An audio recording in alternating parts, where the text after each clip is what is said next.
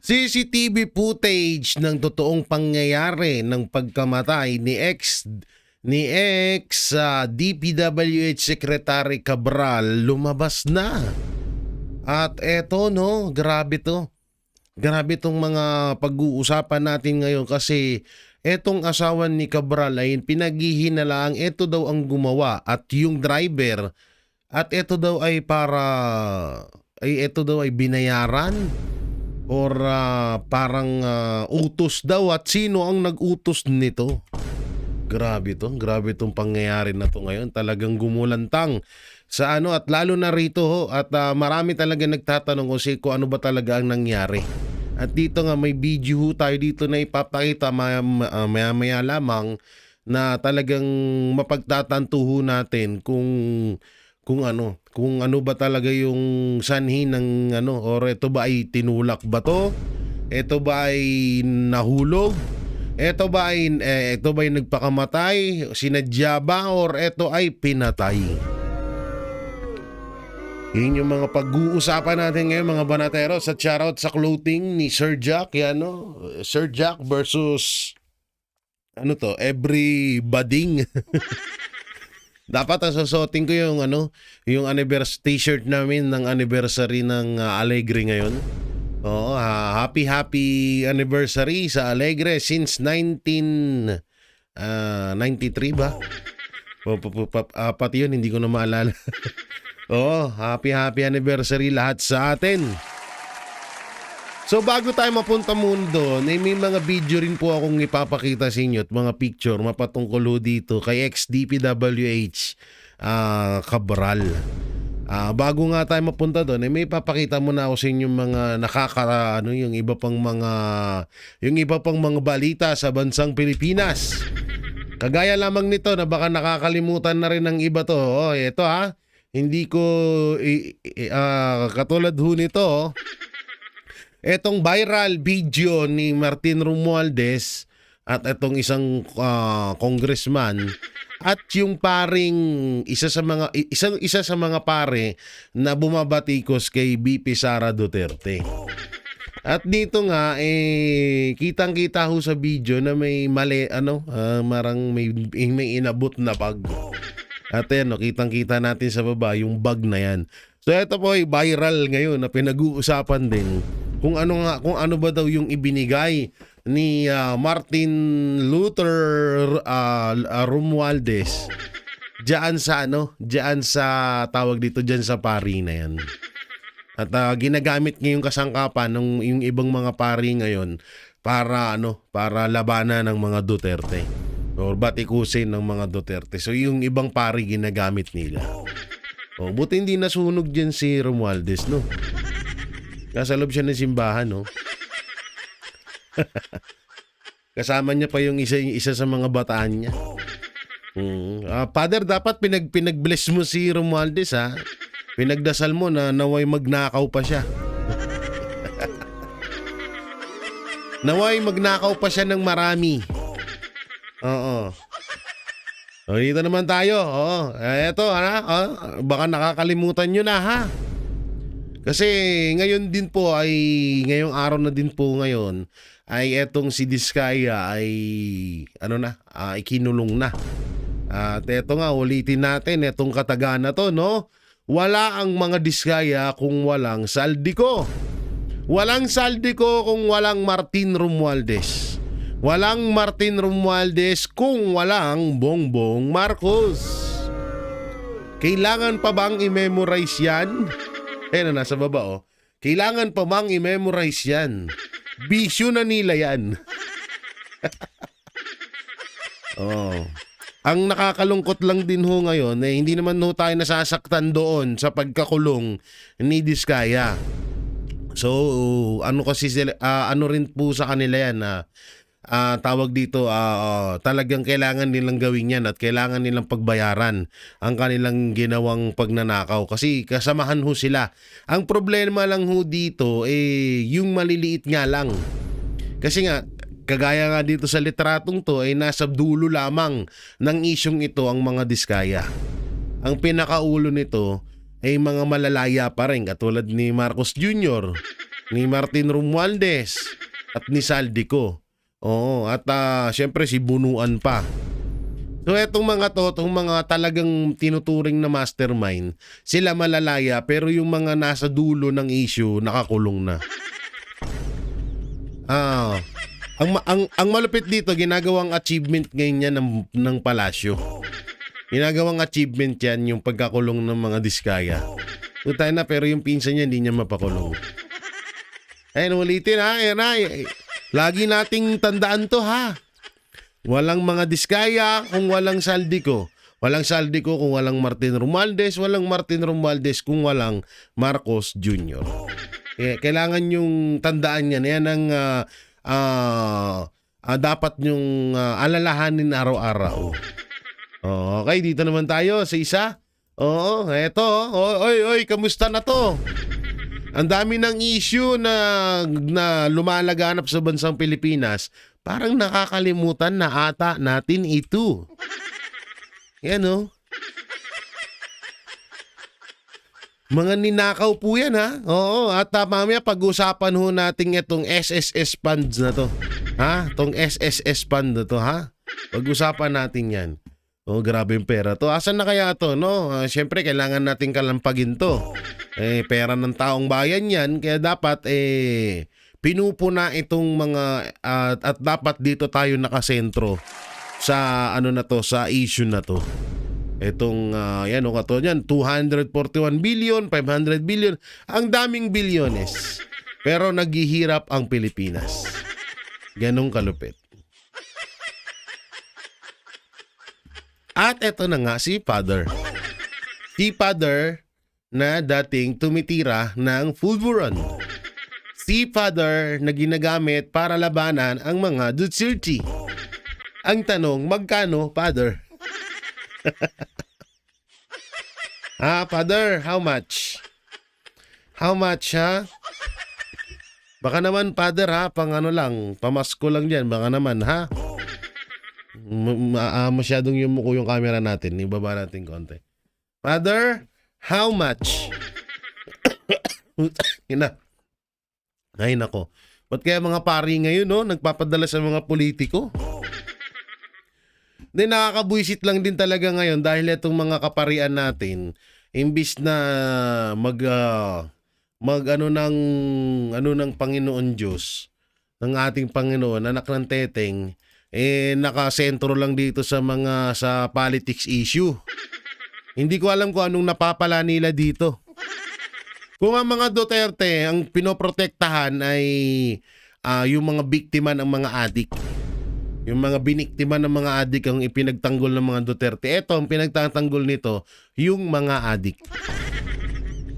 Ito pa nga yan eh. May sabi yan dito, ito. Isang netizen ang nag-comment. Incredible! Sana kasi, pari ka. Kung in-expose mo rin sana ang mga criminal act ni Marcos tulad ng active na drug addict ayon kay Amy, magnanakaw ng trilyones ayon kay Saldico, huwag kang one-sided at focus sa Duterte lang.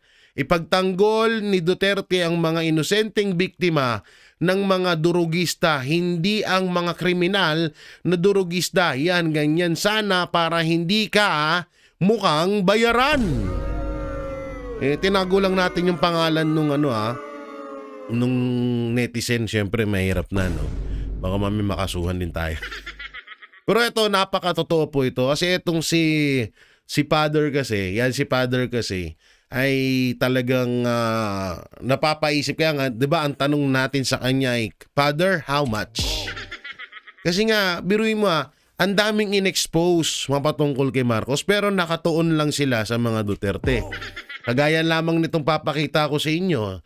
Kagaya lamang ho nito, di ba? Hindi nila sinisita to. Ang dami sa tutusin, kulang-kulang pa nga to eh. Kahit isa man lang sana dito sitayin nila, pero wala tikom yung bibig nila sa isyung to. Tapos nakapokus tong pari na to sa mga Duterte.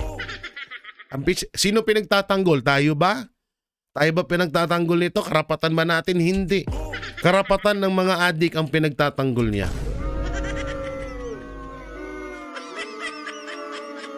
Kagaya nga sa sinabi dito, no, sa post na to, kagaya sa sinabi dito, ito ay talagang itong pari na to ay one-sided. Talagang nakatuon lang siya sa mga Duterte. Kaya nga napaghahalataan na ito ay binabayaran. Ang masakit lang diyan, kung si Auntie Claire ay kinakahiya ng community ng mga lawyer dahil sa kabubuhan. Ito naman tong pari na to nakakahiya. Kinakahiya din to ng ibang mga kaparian. Dahil hindi ho trabaho ng mga kapare na mag-alay or sumunod or magsunod-sunuran or makialam sa awayan ng politiko. Ayun yun. Villanueva pa pala to. Kita ka mag-anakan pa namin. Ay, kamag-anak pa namin Villanueva, hindi pala. So yan, no? Grabe dito, no? Una-una dito pa lang sa in-expose ni Aimee nga. In-expose ni Saldico, wala silang react. Dito sa nakawan dito sa mga pera to, wala rin pa rin silang react. Hindi sila nagko-komento. Kaya nga talagang masasabi mong mga bayaran. Bayaran yarn. Dito naman tayo. Eto pa. Oy, Father? Asan na si Father? Father, eto dami pa niya, no? Father, baka gusto mong silipin din to. Baka sakaling, to, free lang ba to? Okay lang ba to, Father? Hindi ba to karapat dapat na sitahin? Yung 120. Ngayon ko lang napagtanto, Father, na mas malaki pala ang 125 million kesa sa bilyones na ninanakaw ni Marcos Jr. Okay. Mas malaki pala yun. Baliktad na pala ngayon. Oo. Kasi ang pinaglalaban ni Father, yung 125 million na confidential pa ni BP Sara. Yun yung yun yung pinaglalaban niya rito. Oo. Pero dito, tahimik siya dito. Tahimik siya dyan dito sa isyung to. Ngayon ko napagtanto na mas mataas ang milyon kaysa sa bilyon. Ano ba naman yan? Pari ka, tas tanga ka pa. Nakakahiya lang talaga at nakakainsulto tong pinagagawa ng mga pari na to. Nakakahiya dahil syempre, isa sa mga respetadong relihiyon ng Katoliko, tapos binababoy lang nitong mga hindot na to. Ang masaklap pa niyan, dating adik. May post naman to si Father na wala na ba daw karapatan na magbago ang lahat. Meron naman, Father. Oo. Meron naman, lahat naman ho tayo may karapatan na magbago. Kaso ikaw kasi, Father, pinagbigyan ka na nga na magbago ka, puta na sinisira mo na naman ngayon. Pinagbigyan ka na ng itaas na magbago ka, Father, pero sinisimulan mo na naman. At sino ang kinakampihan mo? Walang iba kundi yung mga adik na katulad mo. Pinagbigyan ka na Andiyan ka na sa posisyon na pari ka. Pari ka, magbago ka, magserbisyo ka, magserbisyo ka, ipalaganap mo ang kautusan ng ating Ama, ng Diyos, ng kung ano-ano pang mga kautusan na dapat malaman ng publiko. Pero ang nangyayari, anak ng teteng, nakapokus ka dun sa issue na hindi mo naman dapat pinapakailaman yun. Nakakahiya bilang isang bininyagan ako sa pagiging Katoliko. Pero nakakahiya ho na may ganitong pare na ginagamit siya or ang hilig nyo sa gamit. Ang hilig nyo sa paggamit, no? Nahalata ko. O kayo-kayo lang din nagagamitan. Ay nako, Father. Nakakahiya. Sabi ko siya, tigil mo na yan, ha? Pero depende na lang kung malaki bigayan, talagang kahit naman di sino, di ba? Sabihin na natin na pag binakbakan mo si BP Sara, additional 10 million. Aba, putang. Kaya yung iba, di ba, atat lagi. at lagi na ma-expose sila na binabanatan nila mga Duterte, may mga ceremony sila laban sa mga Duterte, may mga ilalabas sila laban sa mga Duterte. Kahit itong kay Madriaga, malamang sa malamang bayad din to eh. Oo, talagang nagpapaligsahan yan sila dyan. At 'di ba, sa mga ibang video natin na panaginipan natin yan, na kung sino ang mas madiin bumanat sa mga Duterte, eh siya yung mas malaking talent fee. Oo, kapag madiin ka, talagang ano mo na parang naapektuhan yung pangalan ng Duterte, eh malaki-laki yung talent fee mo. Oh, ito si Father, medyo kaya itong mga to laging umi-expose, laging nagpapakita, laging nagpapa-interview para attendance nila yun eh. Yung mga interview nila sa mga media, sa ibang mga bayaran na media, attendance nila yung kay bossing nila. Uy boss, eto na yung entry ko para sa kasiraan ng mga Duterte. Oh, sana may bonus. Yan ang gawain nila. No, at dito na nga tayo kay ito naman yung opinion ni sumabit. Ito yung sinasabi ni opinion ni Congressman Libiste. Protektahan ng mga testigo ng DPWH at pangalanan ang kanilang dokumento. May listahan sa computer ni Yumaong Yusek Cabral ng lahat ng proponents ng DPWH insertions. May kopya nito kung lumabas lang ito tapos na ang mga investigasyon. Yun nga at napanood ko nga rin dito sa sinabi ni Congressman Libiste na etong si Yusek Cabral ay may mga computer to at parang ninakaw or parang yung mga dokumento, yung mga insertion ay yung mga proponents ay parang mga pinagtatapon na or pinagsisira na para wala nang makuwang ebidensya wala nang lumabas na ebidensya laban sa mismong mastermind. Pero ito kahit naman na din na nakuha na nila yung hawak ni Yusek Cabral na mga dokumento, alam naman na ng buong Pilipino kung sino talaga ang mastermind sa nangyayaring nakawan ngayon. Ang masakit nga lang dito, iniisa-isa silang pinapatay. Para hindi na sila makapagsalita. Kaya eto, Congressman Libiste, ang tanong lang dito, bakit mo alam at bakit mo nalaman na mayroong mga dokumento na hawak? Sabagay, Yusek nga naman to. May punto dito si Congressman Libiste kasi Yusek syempre isa yan sa may mga alam talaga at dito dumadaan din. At isa si Yusek Cabral sa may mga may hawak ng mga matitinding ebidensya laban sa kay Churarat. Kay sa mastermind ng nakawan dito. Mamaya isa-isahin natin yung mga ebidensya at yung sa video na ipapakita ko sa inyo mamaya.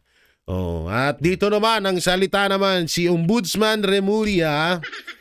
Boying inutusan ng mga otoridad na i-secure ang mga gadget ni Yusek Cabral. Patay na.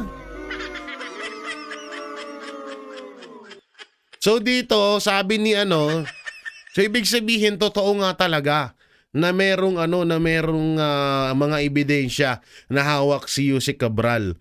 Kasi dito sinabi ni Boying na yung mga gadget ni Yusek Cabral ay kailangan ma-secure, mabantayan ng maayos dahil nandoon ng mga ebidensya. Grabe. Pero eto may hinala ako dito etong mga ebidensya ni Yusek Cabral ay may pinagbigyan na siyang tao. Kalat na ho ito. Kalat na to. Kalat na tong mga dokumento na to. Nag-aantay lang ng tamang pagkakataon para mailabas to. Kaya din siguro, kung halimbawa man nagpakamatay nga talaga si Yusek Cabral or pinatay siya, kung halimbawa mang nagpakamatay siya, maaari nga na baka, ay sige, tapusin ko na yung buhay ko, at least, naikalat ko naman na yung mga ebidensya para sila na yung maglabas. Pero sa balang araw lalabas to, lalo't buhay na yung inilaan dito ang naging kapalit. May talaga yan, may darating ang panahon na lalabas yan. Inutos ng Office of the Ombudsman sa mga otoridad ng Benguet na kunin, ingatan at i-preserba ang lahat ng gadget ng yumaong dating DPWH Yusek Cabral. Ewan ko ba kung magtitiwala pa ba ako dito kay Remulla? Parang di nakapaniwala si Remulla, no? Tapos mga ilang araw, biglang pag hinanap tong mga gadget na to, hindi na naman niya alam. Yun yung masaklap dun eh. Sasabihin ay wala akong alam dyan. Kasi bandang huli talagang hahanapin tong mga gadget na to kasi nandiyan yung mga ebidensya. Ang masama niyan, pipiliin na yung mga pwedeng lumabas yung mga pangalan dun ni ganito, ni ganyan. Yun yung itatapon. Tapos yung mga ititira doon, yung pwedeng idikit na naman sa mga Duterte. Yun na naman. At may video nga ako napanood ni Auntie Claire na sinasabi niya na parang ang pinapalabas niya ay parang mga Duterte daw ang nagpatumba kay Yusek Cabral. Sabi ko, hanip naman. Sabi ko, Auntie Claire, grabe talaga imahinasyon mo. Parehas na parehas kayo ng boss mo. Ang lawak ng utak niyo sa mga imahinasyon. Anak ng teteng na yan. Kasi may live siya, sabi niya, may mga dokumento daw na hawak si Yusek Cabral laban sa mga Duterte. Lalong-lalo na daw kay Pulong Duterte. Ang issue dito, mahanap yung mga dokumento ni Yusek Cabral, malaman kung nagpakamatay ba siya or pinatay siya. Yan yung issue. Anak ng timang, Duterte na naman eh. Di Auntie Claire, yung totoo. Gusto mo bang malahian ka ng mga Duterte?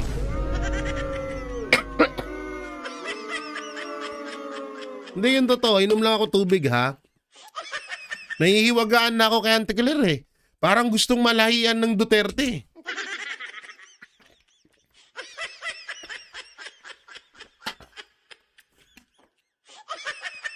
Alam mo yun? Ultimo sigurong pag-ungol nito, Duterte.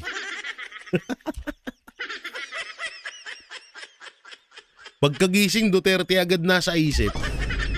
Lahat na lang ng bagay, dinikit sa mga Duterte.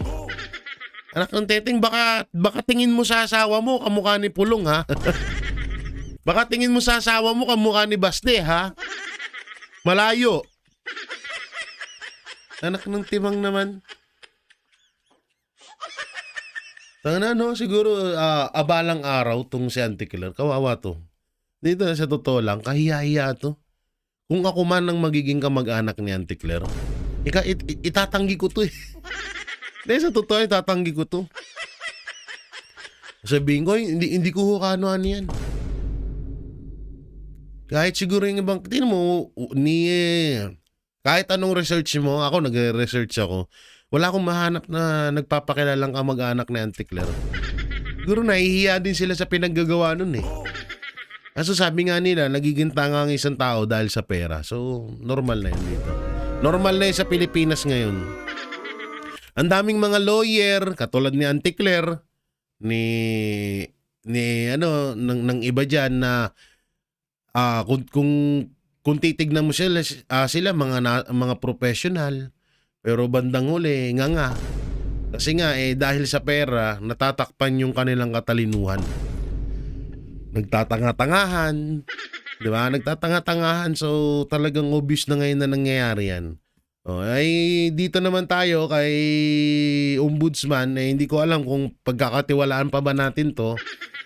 Medyo nakakatakot na rin kasi ito si Ombudsman Remulla at alam naman na natin kung sino nag-appoint diyan.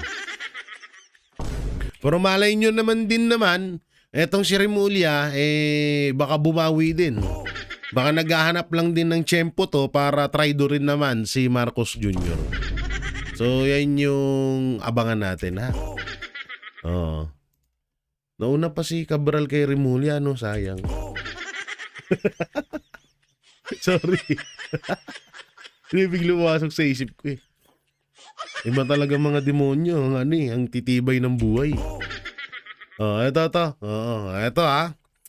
Sa mga nilaglag at ilalaglag nila sa flood control corruption na ito, magsalita na kayo. Hanggat maaga pa dahil yan ang natitira ninyong alas sa kanila. Hindi malabo na isa-isahin kayo dahil mapapahamak sila sa pagkanta nyo. Grabe, no? Pero totoo to, itong sinasabi ni Attorney Rowena Guanzon. Kaya yung mga may alam dyan, dapat magsalita na talaga din kayo. Kasi once na maunahan kayo, wala na talaga. Hindi nyo na kayang yan. Hindi katulad niyan. Ano pa ba ang malalaman natin kay Yusek Cabral? Patay na siya. Rest in peace sa kanya at sa kanyang buong pamilya. 'Di ba? Condolence. Tayo ay kahit na involved siya rito sa nakawan na to, syempre hindi pa rin natin kagustuhan na may buhay na mawala dahil alam naman natin na si Ama lang dapat ang niyan. Si Ama lang ang dapat magdesisyon niyan. Ngayon, dapat nga talaga din magsalita na yung iba't ibang mga nakakaalam kung sino talaga yung mastermind sa isyong ito. Kasi nga sa panahon nga ngayon parang kasi kamakailan lang yung mga engineer at ibang mga contractor yung tinutumba. Ngayon mismong yung palaki na ng palaki, pataas na ng pataas. Yung mga tao katulad nito ni Cabral na marami nga nagsasabi na hindi siya nagpakamatay kundi ito ay pinatay. Maraming nagsasabi na sobrang daming alam ni Yusek Cabral. What if pa yung iba? Lalong-lalo na katulad niya si Bunuan, asa na? Gagawa tayo ng isang video kay Bunuan, ha? At kay Kiko Barzaga. Abangan niyo yan sa susunod natin mga video. Kaya dapat magsalita na kayo. Gayahin niyo yung ginawa ni Saldico. Kahit papano, malalaman ng talagang ng publiko yung mga hindi pa natin nalalaman at kung sino-sino yung mga yan. Malalaki kasi ang mga dito, malalaking pangalan ng involved dito sa isyong to. Kaya talagang kayang-kaya nilang pero grabe, no? Biruin mo para wag lang sila mabisto, kaya nilang pumatay. Ang tindi nun. Yun yung pinakamatindi doon. Para lang sa katahimikan, para hindi lang mabisto ang kanilang pagiging kawatan, papatay sila. Ewan ko na lang kung sino yung mga susunod, pero ayon nga sa iba, sunod-sunod na nga daw ito. Dahil para manahimik pero alam naman na ho natin kung sino talaga ang mastermind. Ang pinupunto natin is mas lumabas pa at mas pagtibayin pa yung mga ebidensya para doon sa itinuturong mastermind ng mga nakawan na nangyayari sa Pilipinas. At eto naman, ang isang Remulla, si the Mr. Loverboy. Sabi niya rito, sumailalim pa rin siya sa autopsy at DNA test para matiyak na siya nga talaga iyon. Baka budol-budol to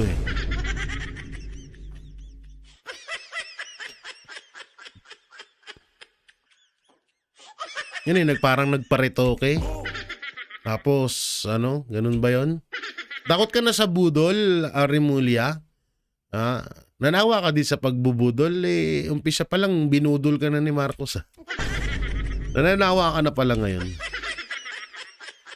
Pero ako naman, dito nga sa autopsy na to, dito may point naman si Remulla na baka nga baka mamaya palabas lang na hindi na nagpakamatay, ganyan. Pero ako naman, nakakasiguro ako na na si Cabral nga talaga yon. Ang ano dito, yung autopsy ng pagkamatay. Tsaka posibleng posible talaga kasi may mga picture tayo papakita dito na takot si Cabral sa matataas na lugar. So, paano niya nakuha na tumungtong doon, sobrang taas nun. Tsaka, first time in history sa Pilipinas na dyan sa Benguet, puro sasakyan ho ang nahuhulog dyan. First time lang po na tao pero walang sasakyan na nahulog. Sa totoo lang maraming ang memes na lumalabas na kauna-unahan sa kasaysayan yan. Kaso may sinabi ang asawa ni Cabral mapatungkol dito sa autopsy at sa DNA test na yan. So mamaya natin papakita sa inyo. Mamaya ha. Eto yun sinasabi ko kanina. My biggest phobia is ang pinakamalaki niyang kinakatakutan niya ay yung matataas na lugar. Ito yung sinabi ni former DPWH Yusek Cabral nung siya ay nabubuhay pa. Kaya ngayon, nagtataka ang taong bayan na paano siya papatong doon sa mataas na lugar na yun. May phobia siya sa matataas na lugar. At dito, may papakita nga ako sa inyong video. May papakita nga ho ako sa inyong picture. Ito yung isa daw ng mga ebidensya. At ayun. Ayun po daw si Yusek Cabral. At ito po yung kanyang driver. Bago mangyari yung insidente, nagpicture pala tong driver at makikita kung nasaan si Yusek Cabral. Ang tanong, isusum natin kung siya ba talaga to. Titignan natin kung siya nga talaga to. Pero parang siya naman, kahit din dito sa cellphone ko, dito rin natin, try din natin na i-zoom kung si Yusek Cabral. Mukhang siya naman din talaga. Kaso dito, ang problema kasi, ang nakakapagtaka dito, bakit iniwan ng driver yung amo niya dun? Sabihin na natin, sige, hayaan siya mapag-isa. Pwede naman lang dun lang siya pumunta sa unahan. Bakit ba dyan? Na alam niya naman na delikado. Diba? So, talagang nakakapagtaka. At something smell fishy nga daw. Sabi ng iba, dahil nga may picture pa talaga. Nagpicture pa itong driver. Maraming mga bali-balita na lumalabas na kasabot ng driver, kasabot yung asawa, or niligtas daw ni Yusek Cabral yung pamilya niya kasi pag once na hindi daw parang ang mangyayari, magpakamatay ka, maliligtas yung pamilya mo para wala nang mailabas ng mga ebidensya. Ganyan. At marami din naman nagsinasabi na nagpakamatay. Kaso paano nga siya paano siya tatalon diyan? Dito nga sa na to, may phobia siya sa matataas. Yun yung isa sa mga umaano sa utak ng taong bayan na paano siya pupunta diyan? Paano niya matitiis yung ganyan na pag-upo? May phobia nga siya, may nga siya sa mga matataas. Yun yung isa sa katanungan yan. At ito nga yung video. Unahin natin tong video ng asawa ni Yusek Cabral na nakakapanghinala. Nakakapanghinala lang ho ito. So ito po. Hindi yan. Ayaw niyo pong ipa-autopsy. Ano? Yung... Ba't nang papa-autopsy pa? Makita mo na yung sarili niya na hiwain mo pa? Kasi nakita na ako na in-autopsy, binubuksan buo. Tapos biyayaan lang, iiwan na lang. Yung mga nag-autopsy. Ikaw ba gusto mo namatay ka na? Gusto pang yun? Gusto mo makita pa na naghirap na yung tao tapos hiwain mo pa? Para lang ano ang dahilan na wala naman sila nakita ng foul play. Yun lang, doon lang. Doon siya sumablay. Naiintindihan natin na sabihin niya na ayaw niyang ipa-autopsy etong asawa niya, ayaw niya ipagalaw yung katawan. Pwedeng ganun. Dahil kahit ako din naman, bilang mahal ko sa buhay yan, mukhang malabo ko rin pa mapagdidesisyonan yung ganun. At kung tanggap mo naman na talaga. Kaso nga lang, bilang isang, kung ako man ang nasa katayuan ni Sir, kung gusto kong mabigyan ng hustisya yung pagkamatay ng asawa ko, ba't hindi ko gagawin yun? Para doon lumabas ang katotohanan. At dito, nadulas siya eh. Sabi niya, nakikita naman na walang foul play doon.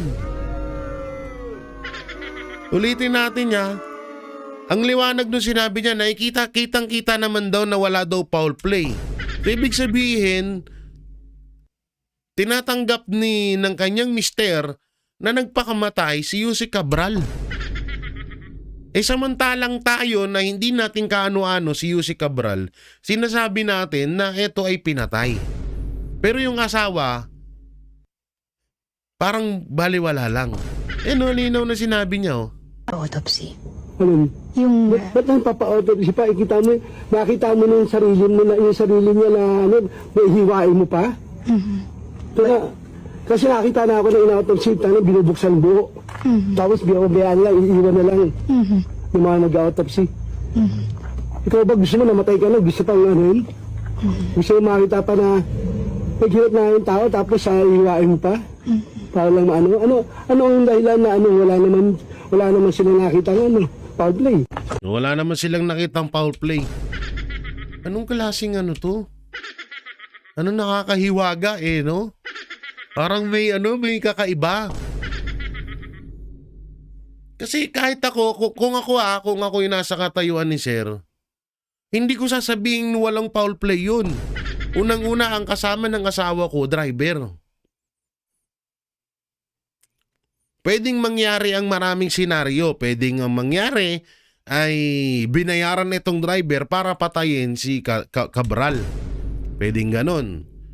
Pwedeng mangyari na nilason si Cabral at kunwari ay tutumalon doon at itinapon.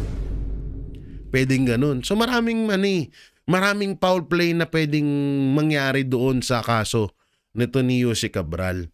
Ang problema dito, ba't parang ayaw nang paimbestigahan ng asawa? Ayun yung isa sa mga nakakaloko. Nakakalokong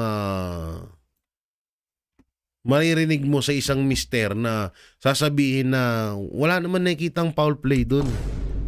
So parang hindi niya kahit yung driver hindi niya pinaghihinalaan.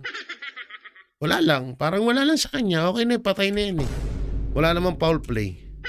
Paano niya nasigurado? Paano niya na sure na walang foul play doon? Una-una wala rin siya dun sa pangyayari. Diba, kung tayo nga na hindi natin kaano-ano itong si Yusek Cabral, napapaisip tayo, ba't sa kanya parang wala lang? Ayun yung katakataka dito. Kasi nandito kami, dumating ako dito kagabi, alauna. Alas 2. Para ayusin lang yung bangkay ng asawa ko. So ngayon, dami lang na mga requirements para ma-release namin, madala namin sa Manila. Ngayon, hindi pa gumagalaw yung papel eh. Sir, ang sinabi po kasi ay nag-waiver po kayo pero pinapa-autopsy po kasi yung asawa Ay, niyo. sabi ko nga, ito na pinakita ko na sila yung bangkay. Ngayon nakita nila, tinignan nila kung ano yung itsura. Tapos, papa-autopsy nila na kung nakita nila siguro, karapatan namin na nagbigay namin ng waiver. May kahilingan po kayo sa government, sir? Hinihingi ko lang, kasi ako galing rin ang gobyerno eh. Sobra yung niya na nagpakahirap ang asawa ko. 42 years in service. Tapos ayan ang nangyayari. Gusto ko rin magbigay ng reaction, sir, sa attention na binibigay na... Kaya ako, saan galing ko rin sa trabaho eh. Hindi galing rin sa gobyerno eh. Kaya nga lumabas ako sa gobyerno eh. Sir, gano'ng kasakit sa pamilya niyo na naantala pa po yung pagpaproseso po sa bangkay ng asawa niyo? Nagluluksa Nandito po kami kayo. para ano eh. Tapos ang dami pa nilang requirements. So, ganun ba yung nagdudusa na kami tapos ito ang naramdaman. Kasi sir, hindi naman namatay yung asawa nyo na sa sakit eh. Namatay siya na natagpuan siyang nasa bangin. Kaya normal talaga na magano yan. Kasi kung halimbawa kayo, kasi ang pagkakaalam ko, pag mga ganyang senaryo, pwedeng pulis ang may kagustuhan yan para malaman nila. Kahit ayaw na ng pamilya, kung nakikita nung mga pulis na mga nag-iimbestiga na merong nangyaring foul play, gagawin nila at karapatan nata. Yan ang pagkakaalam ko na karapatan ng mga kapulisan yan. Kasi kasama din tong asawa na to eh. Pwedeng kasama din siya sa mga suspect. Pwedeng, di ba? Pwede niyang ipinapatay yung asawa niya. Maraming nangyayaring ganyan eh. So, masyadong malikot ang kaisipan diyan sa nangyaring yan. Kaya talagang hindi mo masasabing walang foul play dyan. Depende na lang kung ikaw ang gumawa. O tuloy. Pahirapan ka pa. Pero sir, nakikilala niyo po yung mukha ng asawa niyo? Oo. Kilala na anak ko, kaya bigay kami ng waiver. Ano pa gusto nilang kwento? So, Na para patunayan, gaano katagal kami nagsama ng asawa ko. naniniwala po kayo aksidente po yung pagkahuli Oo. niya? Kasi, Yung tamo, pati siya naniniwalang aksidente lang daw. Grabe. punta na naman doon. Nagpunta siya dito para mag-unwind kasi masyado madaming pressure na. Kasi kaugnay po yan nung sa flood Oo, control, sa sir. flood control. Siguro, kasi hindi kami nag-uusap tungkol sa sa kaso ng flood control. Hindi kami nag-uusap na pag yung kaso yung isang Paano mo nalaman, sir, na nape-pressure siya? Kung hindi kayo nag-uusap about sa flood control, parang kalokohan yun Sabi niya kasi Oh. Pero sir, nakikilala niyo po yung mukha ng asawa niyo? Oo. Kilala na anak ko, kaya bigay kami ng waiver. Ano pa gusto nilang kwento? So, Na para patunayan, gaano katagal kami nagsama ng asawa ko. Okay? naniniwala po kayo aksidente po yung pagkahuli Oo. niya? Kasi, ang punto na naman doon, Bueno, kasi ang punto lang naman doon, nagpunta siya dito may punto siya, nagpunta siya dito para mag-unwind para magpahinga dahil kasi masyado madaming pressure na. kasi madami daw pressure. Tapos sasabihin niya rito hindi daw sila nag-uusap about sa flood control. Kaya nga siya nape-pressure yung misis nyo dahil sa issue ng flood control. Tapos hindi kayo nag-uusap. Anong klaseng? Ang gulo Kasi kaugnay po yan nung sa flood control, sa sir. flood control. Siguro, kasi hindi kami nag-uusap tungkol sa sa kaso ng flood control. Hindi kami Totoo. Tapos ngayon hindi naman daw sila nag-uusap doon. Ang gulo. na pag yung kaso, yung isang kaso niya na sabi nga may attorney ka, ibahala yung attorney mo mag-ano. Dahil kaming nag-usawa, iba yung namin. Para kaming engineer, kaya ayaw ko namin kami professional. Engineer din pala to. Engineer din pala tong asawa niya. Baktay. Exit. Kaya umalis ako sa gobyerno. So, ang gusto niyo po, ma-release na po. Oo, yun lang yung namin. Magpapasko. Nakasamahan man lang namin yung asawa ko lang. Asawa ko yung Pasko. Sabi nga namin nagpaplano kami ng Pasko na yung pamilya ayaw. Kasi, kaya ayaw ko yung mga anak ko. Mabubuli sila. Nagtatrabaho ng maayos. Ngayon po, sir, ano po yung mga documents pa na hinihingi ko nila? Wala yung paper ng doktor. Death certificate. Yung nag-declare po na patay. Oo. Ano po yun, sir? Normal lang ho yun. Lahat po ng namamatay, hinihingi ng ganun, health certificate. Normal ho yun, sir. Hindi ho yun abala. Hindi po abala yung ganun. Ulitin natin Magpapasko, masama man lang namin yung asawa ko yung Pasko. Sabi nga namin nagpaplano kami ng Pasko na yung pamilya. Kasi kaya ayoko yung mga anak ko, mauubuli sila. May katrabaho na maayos. Ngayon po sir, ano po yung mga documents pa na hinihingi Ito yung tinatanong ng reporter. Ano yung mga documents pa na hinihingi? po nila? Hinihingi po nila. O, ano daw? Wala yung pipil ng doktor. Ano daw? Wait lang, bilis ng salita. Yung mga documents pa na hinihingi po nila? Wala yung pipil Yung nawala yung papers ng doktor. ng doktor. Death certificate. Ano ang health certificate, okay? Yung nag-declare po na patay. Oo. Sir, pinapa-DNA test din daw po. Sabi ko, paano mag-swab ka alam, makakaman mo DNA ng di ba? Pag napadaming proseso, pinapahirap. Kami na yung anak ko, tsaka yung ako na mismo yung sasabi, asawa ko yan. Nanay niyo na yan. Ba't ano pa gusto niya i-prove? Maghanap sila ng ibang tao? Yun lang magiging reaction ko dahil kung ikaw man, gusto mo ba nakita mo yung magulang mo o yung anak, kasama mo sa bahay na asawa mo na nakita mo na nagka-disgrasya tapos gusto mo pabuksan mo pa yung ano? Hindi si sir, ano yun ay nako. Ewan ko lang ha, pero parang nalalabuan ako dito kay sir. Siyempre, tas ang pinaka-weirdo pa dito, tinanggap agad nila na ito ay walang foul play. Ito ay aksidente. Kaya doon tayo nagtataka na paano mo masusure na aksidente lang yun? Yung asawa mo, sabi mo, ilang taon na kayong magkasama, hindi mo ba alam na ang asawa mo ay takot sa matataas na lugar. At galing mismo yan sa kanya. 'Di ba? So doon parang magtataka ka na bakit naman tatalon yung asawa ko dito, takot sa matataas yun. 'Di ba? Nakakalula lang si Sir.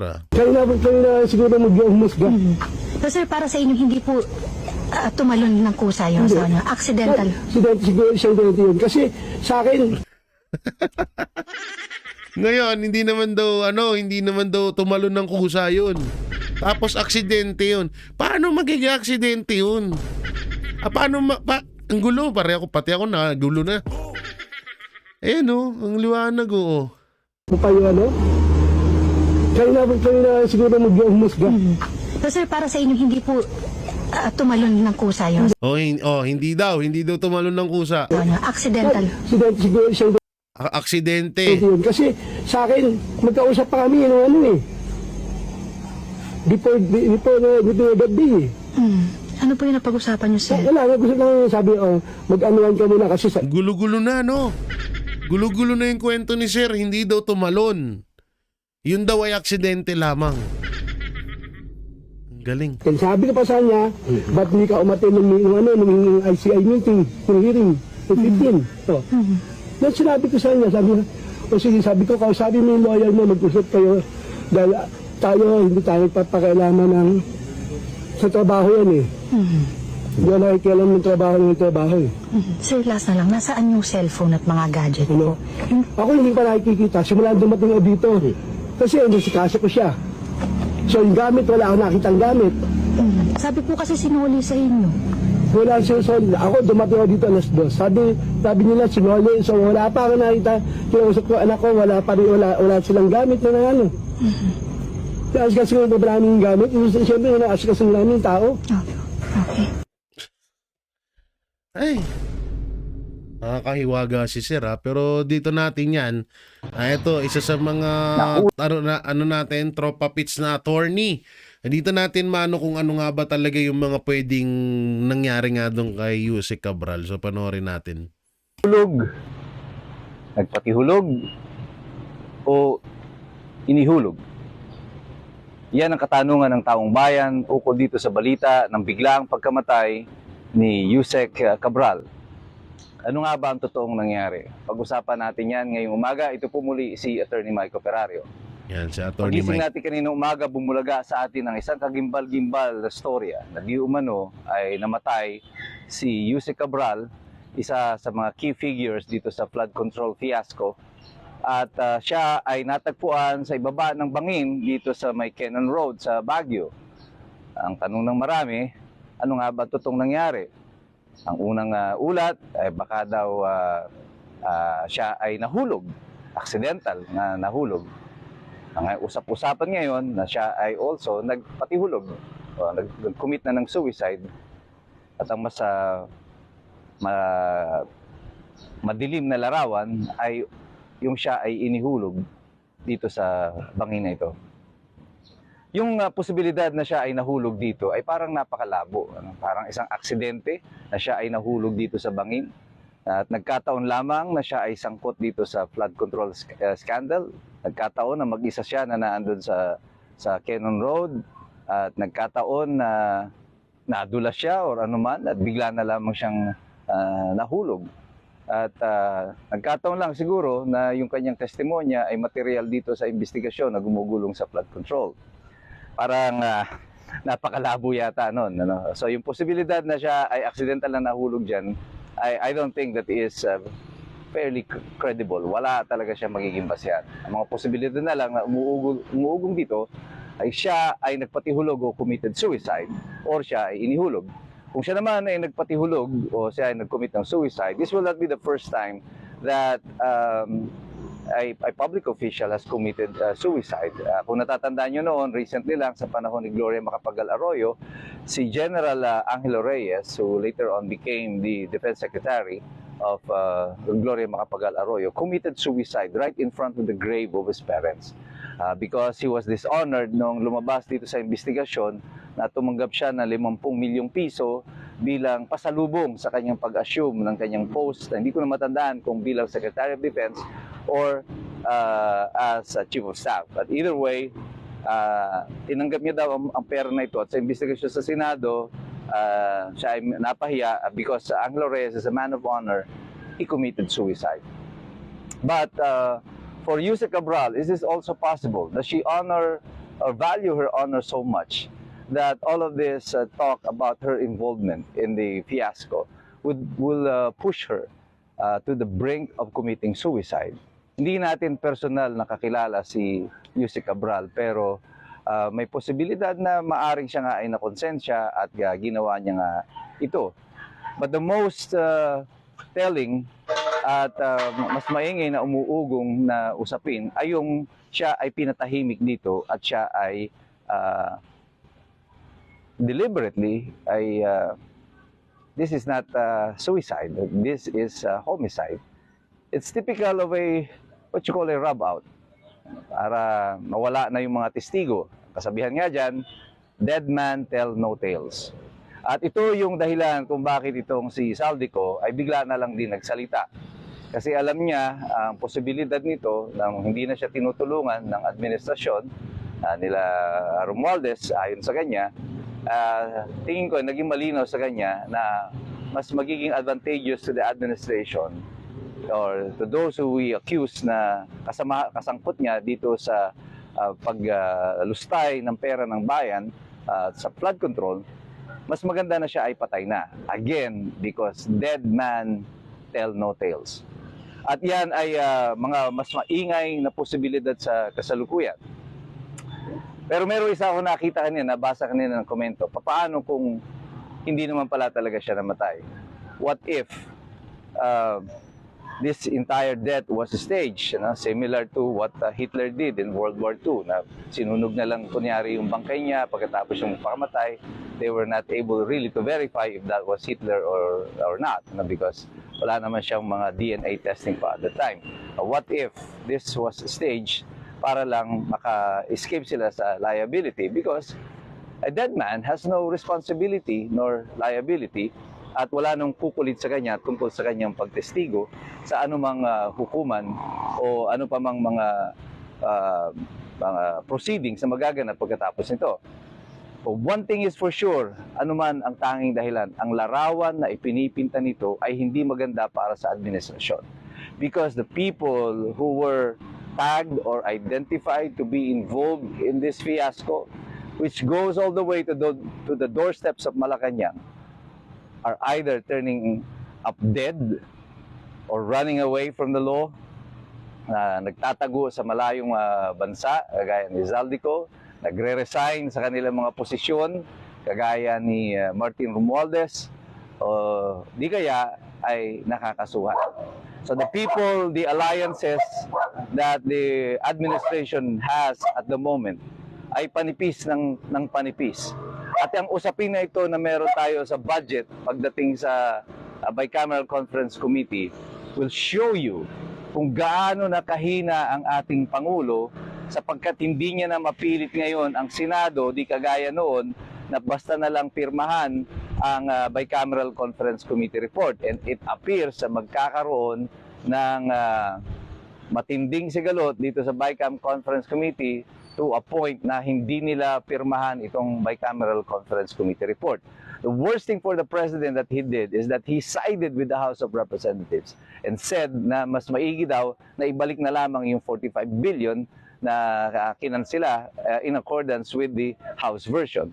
Now, this puts the President in favor of the House but against the Senate. How this will affect the transition o yung balance of power ngayon dito sa Senado, that is yet to be seen. Pero I definitely know that there will be a negative effect. There will be an adverse effect itong nagaganap na ito sa ating So yun, no, maraming salamat kay Attorney Mike. So dito tayo, ito yung video bago mamatay si Yusek Cabral. Lakihan lang natin, ha. Wait lang, ha. So dito magkasama sila nung kanyang driver. Yan, ha. Ayusin lang natin, no? Dito kasi sa bidyong to, ito yung pagharap niya sa ICI. Itong video na to. Ang malupit dito, yung damit nung driver, tapos yung pinakita natin kanina na ito. Saan yan?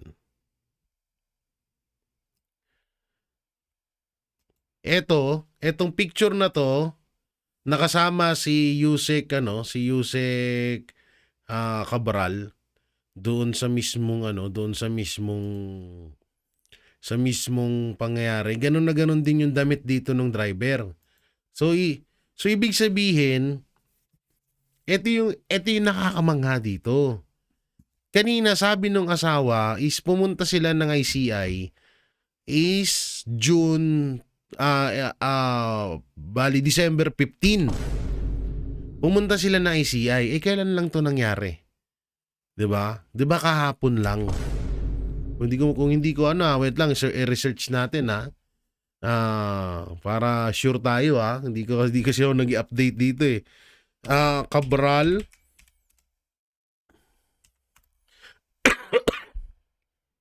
Yun nga. So 10 hours ago, so kahapon nga. Ay hindi, nung December 19. Tama ba? December 19 siya namatay. So dito, kung mapapansin nyo yung damit ng driver at ni Yusek, tapos dito sa video, asa na yun? Tapos dito ay iisa. So ang nakakapagtaka ho dito, mga banateros, mga kabiyaya, kung nangyari yung pagpunta nila Yusek nung 15 at namatay siya nung 19, dapat iba na yung damit. May posibilidad na nung 15 pa lang ay patay na talaga si Yusek Cabral at ipinalabas lang nung 19. Kasi dito tingnan nyo yung damit. Check natin maigi, ha. Titingnan natin na Yusek Cabral. Tingnan natin, ha. Baka magkamali tayo, eh. Yusek Cabral WH on ICI. asan na yung pagpunta niya ng ICI? Yung video. Wait lang ha. Yung pagpunta mismo niya ng ICI, saan ko ba nahanap tong video na to? Nakalimutan ko. Mukhang natabunan na agad ah. Yung pagpunta niya mismo ng ICI. So, diba kanina, ang pagkakasabi doon ay 15, diba? Sabi doon nung asawa. So, eto nga. Biruin mo, ang tagal na pala din nito. 8 days ago na rin pala tong video na to. 15, 16, 17, 18, 19. Ay, okay. Ito yung may balita sa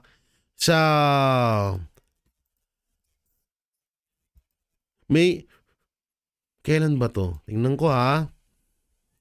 Muling inimbitahan ng Independent Commission for Infrastructure or OICI ang dating DPWH Undersecretary Catalina Cabral na inuugnay sa budget insertion. Sinabi rin ng komisyon na magtutuloy-tuloy ang trabaho kahit ng sinabi ng ombudsman na posibleng hanggang 2 buwan na lang ang itatagal nito. So ito ay pinost ng December 11. Oo, December 11 pala to. Oo, December 11. Tapos kung mapapansin nyo, December 11, ganito na yung damit nung driver. Ayan oh. Kaya dyan ako nagtataka ng gusto. Paano naging ganyan yung, nagkataon lang ba? Nagkataon lang ba na parehas ng damit? Although iba naman yung damit doon ni Yusek Cabral kaysa dito. Yan, kasi doon parang green na nakamaong siya. Dito naman nakablock siya na dress ata tawag dyan sa ganyan. Pero yung driver ay ganito yung damit. Ayan o, pati yung tatak, parehas na parehas. So ngayon, ang hinala dito kasi pwedeng nangyari, nung galing sila dito sa ICI, pag uwi nila, pwedeng dito na pinatay or namatay si Yusek Cabral. At pati itong picture na to, matagal na rin to, parang set up na. Parang set up na ang mangyayari. Kasi, ang hirap lang ipaliwanag eh. Natatakot din kasi tayo, baka mamaya mareklamo tayo. Pero kayo mga banateros nahihiwagaan ako eh. Dito ako naghinala sa damit na yan. Bakit parehas na parehas? So, ayan o. Ayan, ito daw yung ebidensya na iniwan niya si Yusek Cabral na nakaupo doon sa gilid. Dito, isa rin yung damit. Sabihin na, kasi Francis Leo Marcos? Lahat ng damit per peri? Nakakapagtaka lang. So, ito yung video, pe-play natin ha. O yan o.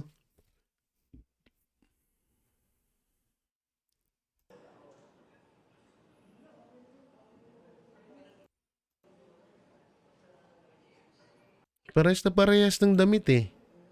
O hindi naman siguro AI to ha. So ito yung pagpunta niya dito kasi sa kabila ito December 11 no. December 11 siya nagpunta diyan. So tapos dito sa nangyari is nagkataon lang ba na parehas ang damit sa video to?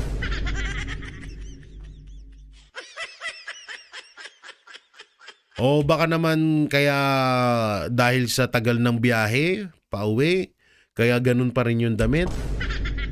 Parang nakaka No, mga banateras, kung kayo tatanungin dito kasi ako nagtataka kaya ako to binilag talaga.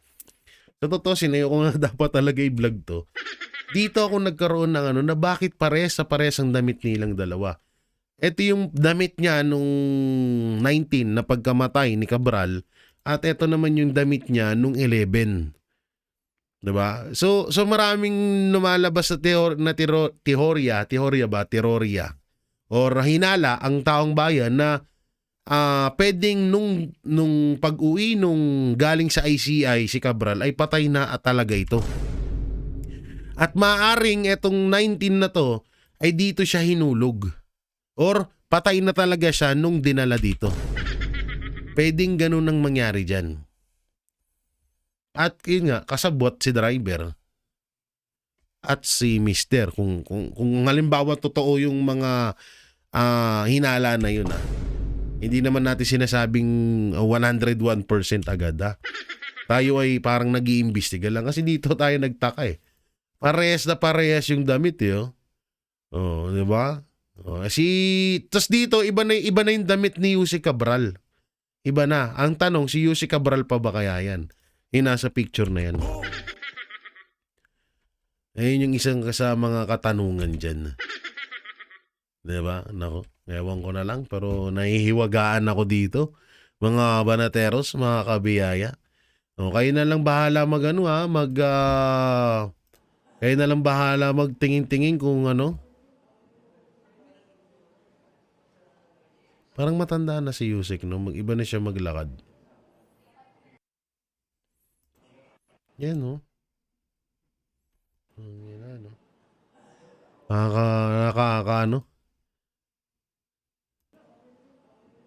Nakakatawag dito, nakakakilabot kasi dahil dito sa damit na to.